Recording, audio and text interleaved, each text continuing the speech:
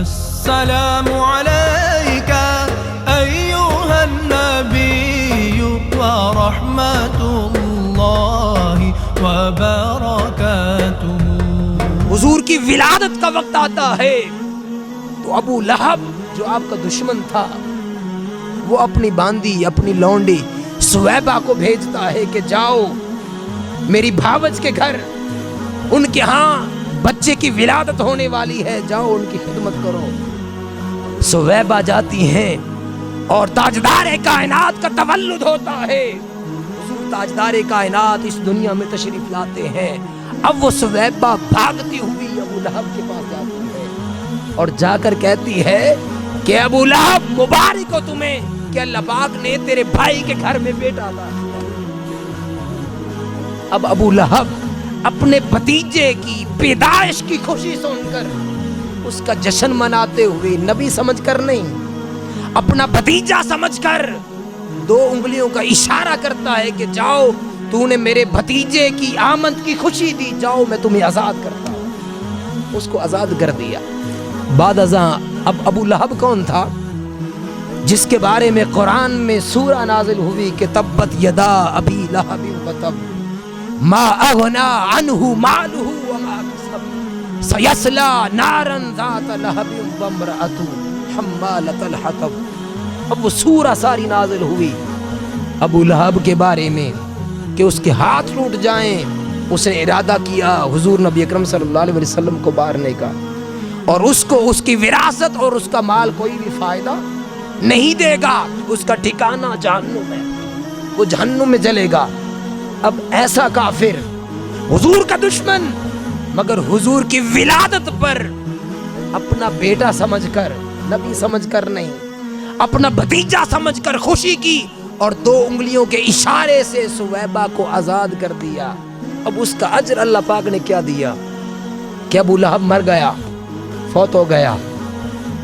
حضور نبی اکرم صلی اللہ علیہ وسلم کے چچا حضرت عباس خواب میں دیکھتے ہیں ابو لہب کو، پوچھتے ہیں اے ابو لہب بتاؤ تو صحیح کہ تیرے ساتھ اللہ نے کیا معاملہ کیا.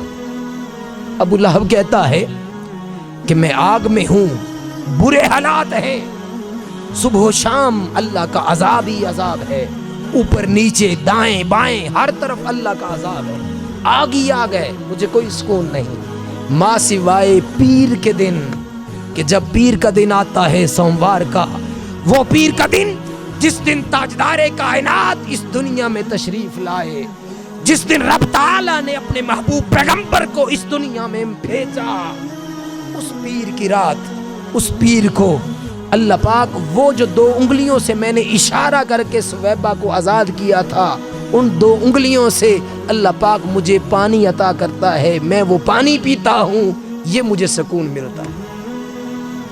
اب اس حدیث مبارکہ کو بہت سارے ائمہ نے اپنی اپنی کتابوں میں درج کیا. حاضرین محترم، کئی ائمہ نے اس پر لکھا کہ اگر ایک کافر شخص جس کا دنیا کا کوئی بھی عمل اس کو آخرت میں فائدہ نہیں دیتا، مگر حضور کی آمد کا جشن ایک کافر نے منایا، اللہ پاک نے اس کو اتنا صلہ اور بدلہ عطا کر دیا.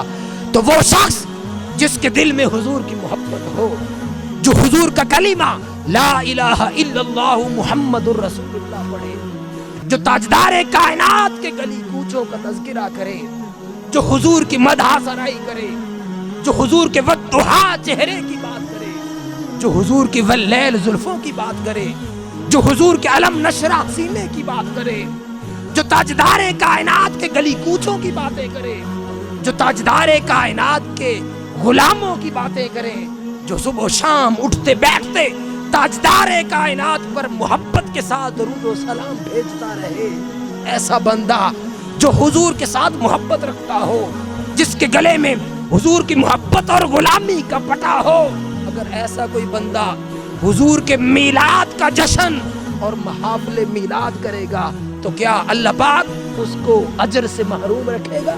اس ویڈیو کو شیئر ضرور کیجئے، ہو سکتا ہے آپ کے ایک شیئر سے یہ بات کسی کے دل میں اتر جائے. جزاک اللہ.